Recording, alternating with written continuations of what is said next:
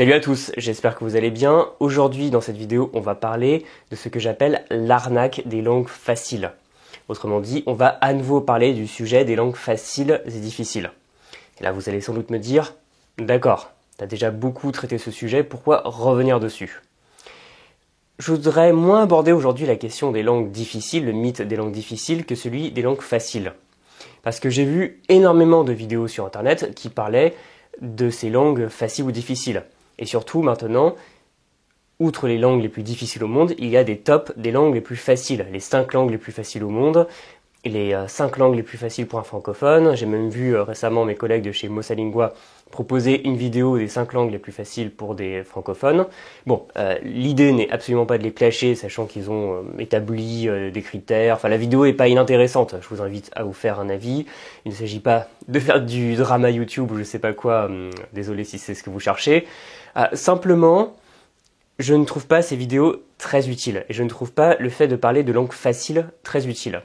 Alors, pourquoi s'indigner là-dessus? Bon, en apparence, ce n'est pas très grave. Simplement, je pense qu'il faut que je vous mette en garde contre la volonté de conseiller ou de s'orienter vers des langues faciles ou dites faciles en priorité. Parce que ça peut être très dommageable pour votre apprentissage, pour votre motivation, et ça n'a pas tellement de sens. Pourquoi je dis ça? Parce que pour moi, la facilité ou la difficulté d'une langue n'est pas un critère à prendre en compte pour votre choix de langue ou pour poursuivre un apprentissage. Parce que déjà, c'est très difficile d'évaluer si une langue est facile ou difficile.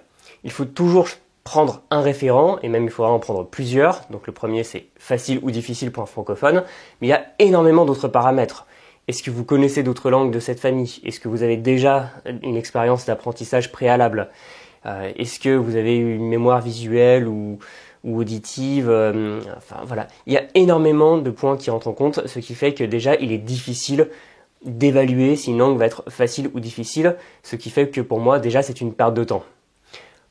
Ensuite, on peut dire que oui, c'est relativement vrai qu'une langue peut être plus ou moins facile ou difficile d'accès, en fonction, encore une fois, de vos critères à vous. Je vais vous donner un exemple. Pour illustrer mon propos, je vais prendre une phrase complètement idiote en français. Je veux manger une pizza. J'espère que vous n'avez pas faim parce que sinon ça va sans doute vous donner horriblement la dalle. Et je vais vous la présenter dans 4 langues plus ou moins éloignées du français. Alors, on commence par l'italien. Voglio mangiare una pizza. C'est très transparent. Donc, voglio, ça ressemble à je veux. Mangiare, ça ressemble beaucoup à manger. Bon, une pizza, évidemment, c'est un mot italien, donc on va pas le traiter ici. Et on remarque quand même d'ailleurs que le pronom personnel n'est pas mentionné, parce qu'il n'est pas toujours obligatoire en italien. Il y a déjà une première différence dans une langue qui est a priori très proche du français, mais ça reste très compréhensible. Donc on peut en déduire que l'italien serait une langue facile. Ensuite, on passe à l'anglais qui est une langue cette fois germanique, I want to eat a pizza. Et même si ça ressemble du point de vue de la structure, si je prends par exemple les verbes to want et to eat, on est déjà sur quelque chose qui est assez peu transparent pour quelqu'un qui ne parlerait pas du tout anglais. Et là, on va s'éloigner, on n'est même plus dans la famille des langues indo-européennes, on est dans les langues finno-ougriennes avec le finnois, qui, quelle surprise, est souvent cité parmi les langues les plus difficiles au monde. Et si je vous dis Haluan Sueda Pizza, eh bien là, je vous enquiquine un peu parce que pizza, ça peut s'écrire en fait avec 2 Z. J'ai pris à dessein une autre orthographe pour éloigner encore plus du français. Bon, pour quelqu'un qui parle français, c'est absolument pas transparent ce finnois. Il y a des sortes de petits trémas, les mots ne ressemblent pas du tout à du français, donc ça a l'air très difficile. Et pour terminer, je prends le japonais qui est vraiment littéralement à l'autre bout du monde, et là c'est la catastrophe. Parce que si je vous dis pizza ga tabetai ou pizza ga tabetai desu, en fonction du niveau de politesse, ça ne ressemble pas du tout au français. D'ailleurs, pizza, ça peut sembler assez bizarre parce que c'est comme ça que les japonais le disent. Il y a une écriture qui n'est pas du tout de l'alphabet latin, avec des katakana, des hiragana, des kanji, les 3 écritures du japonais. Et là, on a l'impression d'être face à une langue qui est terriblement éloignée du français et terriblement difficile. Donc on l'a vu, avec ces 4 langues, il y en a qui peuvent, au premier abord, sembler plus faciles ou plus difficiles pour un francophone. À mon sens, pour pouvoir évaluer si une langue est plus ou moins facile ou difficile, il y a 3 critères principaux. Le premier, tout d'abord, ça va être le plus évident. L'éloignement, ou au contraire la proximité, avec le français. Par exemple, on l'a vu, l'italien semble plus facile que le japonais parce que l'italien est une langue romane, une langue latine, c'est-à-dire qui est relativement proche du français, relativement transparente. A contrario, le japonais est une langue qui est totalement différente, qui a une écriture qui est totalement différente, donc à première vue, ça semble très difficile. Mais là aussi, ça relativisé, parce que par exemple, on a vu le finnois tout à l'heure, je l'ai appris et j'ai souvent entendu dire, tiens donc, que c'était la langue la plus difficile au monde. Oui, pour un francophone, c'est assez exotique, c'est assez mystérieux. Cela étant dit, j'ai rencontré au cours de mon apprentissage des gens qui apprenaient eux aussi le finnois, mais qui n'étaient pas français ni francophones à la base. J'ai rencontré par exemple des Estoniens, ou des gens qui venaient de Russie, mais du nord-ouest de la Russie, vous savez, de la République de Carélie, et qui avaient dans leur famille des gens qui parlaient la langue carélienne. Et ces deux langues sont des langues finno-ugriennes, assez proches du finnois. Ce qui fait que, quand je leur ai posé la question, ils m'ont dit « Non, honnêtement, le finnois, j'ai appris ça très vite, très facilement, parce que c'est très proche de ma langue maternelle. » Ce qui fait que, en fonction de ce que vous connaissez, ça n'a pas de sens en fait de parler de langue facile ou difficile, et encore plus si vous avez déjà un bagage. Parce que par exemple, j'ai déjà fait un tout petit peu d'estonien, et je sais que les gens qui vont en Estonie trouvent ça absolument bizarre comme langue, mais comme j'ai déjà un bon bagage en finnois, je comprends déjà pas mal de choses. Ce qui fait qu'en fonction non seulement de votre langue maternelle, mais aussi des langues que vous avez apprises par la suite, une langue sera plus ou moins facile ou difficile, parce que vous avez des expériences différentes. Ensuite, le point numéro 2, ça va être, il est vrai, des spécificités propres à la langue qui peuvent la rendre plus complexe qu'une autre. Prenons un exemple proche de nous. Le français est assez archaïsant. Son orthographe va conserver l'origine des mots. Alors que dans l'italien, c'est très phonétique. Ça se lit et ça s'écrit de la même manière, il n'y a pas de difficulté. Quand vous tombez sur un mot, à part peut-être pour l'accent tonique, vous savez déjà comment il se prononce. En français, pour quelqu'un qui apprend le français, ou par exemple les enfants qui apprennent à lire, l'orthographe est assez compliquée. Donc on peut dire, sans trop se mouiller, que de ce point de vue, le français est plus complexe que l'italien, alors que ce sont deux langues sœurs quasiment. Ensuite, autre exemple, sur des langues qui sont pas forcément proches, qui sont pas vraiment la même famille, mais qui ont un alphabet assez similaire, le grec et le russe. J'ai remarqué que en grec, il y avait l'accent tonique qui était indiqué par un petit accent. C'est très pratique. En russe, ça peut être le cas, mais c'est quasiment uniquement dans les méthodes ou dans les dictionnaires. Dans la vie de tous les jours, ce n'est pas indiqué. Ce qui fait que, pour des écritures assez proches, on peut dire que sur ce point, le grec est plus simple que le russe parce qu'il va indiquer l'accent tonique. En tout cas sur ce point uniquement, parce qu'il y a d'autres paramètres qui vont entrer en ligne de compte dans la comparaison entre deux langues. Voilà, ce qui fait qu'il est toujours très difficile, dans l'absolu, de dire cette langue est plus facile que l'autre.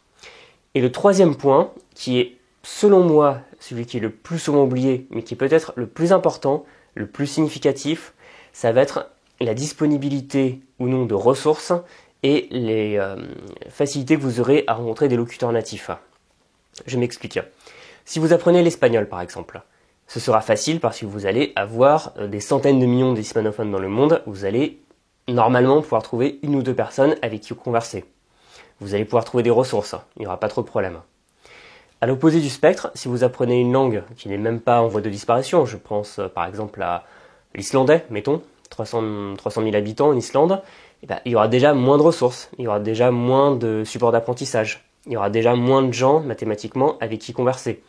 Et encore plus si vous prenez une langue qui est très minoritaire, encore plus si cette langue est minoritaire dans un autre pays que la France ou de l'espace francophone, ce qui fait que vous allez peut-être devoir passer par une autre langue pour pouvoir exploiter des ressources. Et ça, c'est peut-être le point qui est le plus vrai et qui fait que, par exemple, on dit que l'anglais est la langue la plus facile au monde, point avec lequel je suis en total désaccord. Je ne pense pas que l'anglais soit extrêmement difficile, mais il y a des points comme l'orthographe et la prononciation sur lesquels il n'est pas simple. Mais il y a tellement de ressources disponibles, tellement de ressources expliquées en français pour comprendre l'anglais, tellement de ressources en anglais, et il y a tellement de locuteurs natifs de l'anglais, qui en plus sont très bien connectés à Internet, qu'il est très facile d'apprendre l'anglais. Donc ça, c'est vraiment un point qui est sous-estimé par les débutants et qui est pour moi la variable d'ajustement la plus forte. Parce que les deux autres, c'est-à-dire l'éloignement par rapport au français et certaines spécificités de la langue, on peut les surmonter avec le seul critère qui est pour moi absolument déterminant, c'est votre motivation. On y revient. Et la motivation, ce n'est pas simplement sauter sur place en poussant des petits glapissements, c'est vraiment quelque chose de profond. Ce n'est pas répéter des mantras en disant je suis motivé, c'est simplement est-ce que vous avez un besoin, une envie, un manque qui va vous pousser à apprendre cette langue. Et si c'est le cas, je peux vous garantir que même si votre langue cible est éloignée du français, même si tout le monde dit qu'elle est difficile, et même si vous avez l'impression que vous n'y arriverez pas, si vous avez la motivation, vous allez simplement travailler dessus et surmonter toutes les difficultés, que ce soit la phonétique, la grammaire, le vocabulaire, et ainsi de suite. C'est vraiment le critère déterminant. Alors là, vous allez peut-être vous demander, mais quel est l'objectif de cette vidéo, à part démonter à nouveau le mythe des langues difficiles? Eh bien, c'est justement de parler des langues faciles. Parce que il est très dommageable de voir des mythes sur les langues difficiles qui vont pousser des apprenants, peut-être que vous n'avez pas encore énormément confiance en vous par rapport à votre capacité à apprendre une langue, votre capacité à mener à bien un projet d'apprentissage. Vous allez vous dire, bon, peut-être que je vais laisser tomber cette langue difficile pour une langue plus facile. Et c'est là que ça devient intéressant. Parce que combien de personnes j'ai pu rencontrer qui hésitaient entre deux langues? Généralement, ça va être une langue latine et une langue autre. J'ai pu voir par exemple espagnol et russe. Bon, il y a des personnes qui sont passionnées par l'espagnol, c'est très bien. Mais il y a des personnes par exemple qui ont pu me dire « J'aimerais beaucoup apprendre le russe, mais il paraît que c'est très compliqué. Donc ce que je vais faire, c'est que je vais plutôt apprendre l'espagnol d'abord et le russe, on verra ensuite. » Et là, ces personnes, je leur dis « D'accord, très bien, mais est-ce que tu es vraiment sûr que l'espagnol, t'en as vraiment envie? Est-ce que tu n'aurais pas envie plus d'apprendre le russe ?» Et il arrive assez souvent que ces personnes me disent « C'est vrai que si je devais choisir entre les deux, ce serait vraiment plutôt le russe parce que l'espagnol, ça m'intéresse pas trop. » Et ces personnes, je leur dis toujours non. Alors dans ce cas, si l'espagnol ne te passionne pas, n'apprends pas l'espagnol, ou ça viendra après. Apprends directement la langue réputée plus difficile qui, elle, te passionne. Et donc, c'est pour ça que je parle d'arnaque des langues faciles. C'est que souvent, on va se dire telle langue est facile, donc il faut que je l'apprenne en priorité.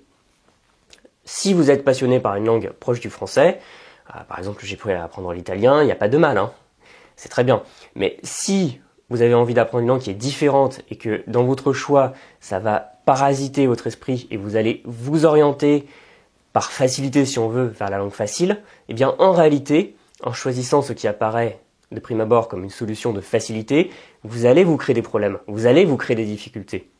Parce que, comme on l'a dit plus tôt, même s'il y a des points qui sont complexes dans une langue, et de toute façon, il y en a dans toutes les langues, des points complexes, si vous avez la motivation, vous allez transformer ça en plaisir. Même si vous vous cassez les dents parfois dessus sur des points qui vont vous énerver, qui vont vous empêcher de dormir la nuit, c'est pas grave. Avec la motivation, vous allez dompter ça parce que vous allez pratiquer la langue. Et au lieu de voir les points difficiles comme un obstacle insurmontable, ce sera simplement une volonté de vous améliorer, une volonté de maîtriser ces sons qui sont difficiles, une volonté de réduire votre nombre d'erreurs de grammaire, et ainsi de suite.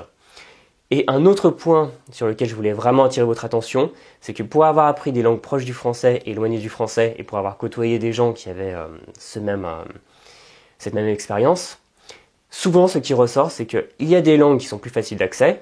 Bien évidemment, si vous apprenez l'italien, vous aurez beaucoup plus vite les bases que si vous apprenez le chinois, parce que c'est beaucoup plus proche du français. Mais au bout d'un moment, ça finit par s'équilibrer. Parce qu'il y a des points qui peuvent sembler simples, donc qui peuvent créer de la complexité. Il y a des points qui peuvent être compliqués de prime abord, mais qui peuvent en fait créer une certaine facilité. Ou alors, il y a des choses qui sont simples, mais qu'on ne peut pas vraiment voir parce que la langue semble trop exotique. Par exemple, le finnois est très souvent considéré comme une langue très difficile, parce qu'il y a énormément de cas grammaticaux, nominatifs, accusatifs, génitifs, tout ça. Mais par exemple, la prononciation du finnois est très simple, l'orthographe du finnois est très régulière, l'accent tonique est toujours sur la première syllabe, donc il n'y a aucune difficulté de ce point de vue-là. C'est très régulier. Ou alors, le japonais, je l'ai montré, quand on voit tous ces petits signes cabalistiques, ça peut faire peur, c'est vrai, mais une fois que vous les maîtrisez assez bien, ça permet de lire beaucoup plus vite, parce que vous avez du sens donné par les caractères. Alors que si on écrivait tout dans l'écriture de base, si on veut, les hiragana, et bien en réalité, ça rend la chose plus difficile à comprendre que quand on connaît les caractères kanji et qu'on arrive à les lire. Et ça, quand on est débutant, on ne peut pas forcément le voir. Et pour moi, il y a des départs qui sont plus ou moins rapides ou lents en fonction de l'éloignement par rapport au français, mais ça finit toujours par s'égaliser un peu. Et même par exemple une langue réputée facile comme l'italien, j'ai rencontré des points difficiles dedans.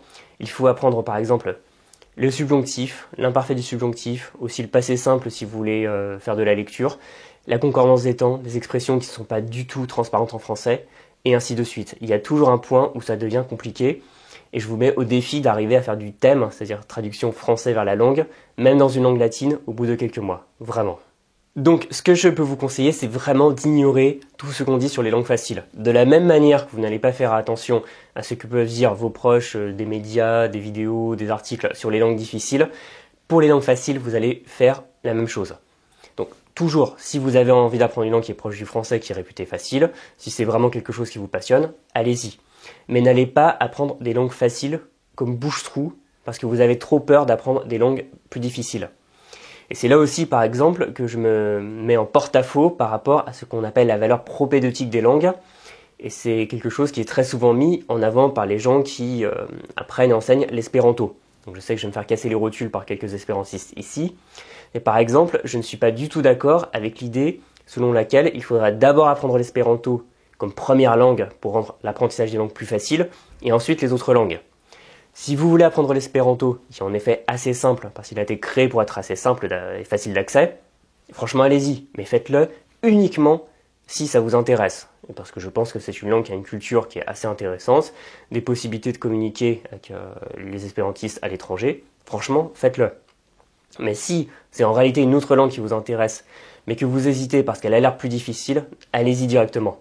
Parce que en apprenant une langue qui vous intéresse moyennement juste parce qu'elle est réputée facile, eh bien, vous n'aurez pas cette motivation. Et donc, tous les points sur lesquels vous allez tomber vont vous frustrer. Parce que vous allez vous dire, attends, on m'avait dit que telle langue c'était facile, et pourtant ça c'est difficile. Pourtant, ça je comprends pas la différence entre ces deux mots. Pourtant, ces conjugaisons, j'arrive pas à les retenir. Pourtant, la prononciation, il y a ça que j'arrive pas à faire. Et vous allez vous rendre compte qu'il y a des difficultés, et c'est normal, il y en a dans toutes les langues, sauf que vous n'aurez pas le feu sacré qui va vous aider à les surmonter, alors que vous auriez pu avoir ce feu sacré pour une autre langue. C'est un peu prendre une sorte de détour un peu absurde, alors que, en toutes circonstances, le chemin le plus court, c'est la ligne droite. Donc pour conclure, oubliez les langues faciles, oubliez les langues difficiles, et pensez au seul critère qui rentre vraiment en ligne de compte, c'est la motivation, la motivation, la motivation, et aussi avoir de bonnes méthodes de travail. Et si vous voulez apprendre une langue plus rapidement, efficacement, vous pouvez vous inscrire sur mon site Le Monde des Langues en cliquant sur le lien dans la description. Et vous récupérez une formation gratuite de 42 minutes qui s'appelle 25 techniques pour apprendre votre vocabulaire, qui va vous aider à mieux mémoriser les mots et les expressions d'une langue facile ou difficile. En tout cas, n'hésitez surtout pas à me dire ce que vous en avez pensé. Je sais qu'il y a beaucoup de désaccords, donc la zone commentaire ci-dessous est là pour ça. Vous pouvez me dire si vous êtes d'accord, pas d'accord, si vous avez appris des langues faciles ou difficiles. Et je voudrais aussi rajouter un point, c'est éventuellement la réflexion sur les langues faciles peut servir là aussi si vous avez un niveau assez avancé, si vous êtes déjà polyglotte, vous parlez déjà 5, 7, 10 langues, je sais pas, et que vous voulez en rajouter une facilement si on veut. Par exemple, vous parlez déjà bien espagnol, italien, vous pouvez vous dire je vais rajouter le portugais, pourquoi pas. Mais pour les débutants, en réalité, il vaut mieux aller vers une langue qui vous intéresse, dont la culture vous intéresse, qui vous intéresse d'un point de vue humain pour pouvoir parler avec des gens, pour pouvoir découvrir tout ça, ce qui va vous créer la motivation pour pouvoir l'apprendre malgré les obstacles. Bon, vous pouvez bien sûr aussi vous abonner à la chaîne.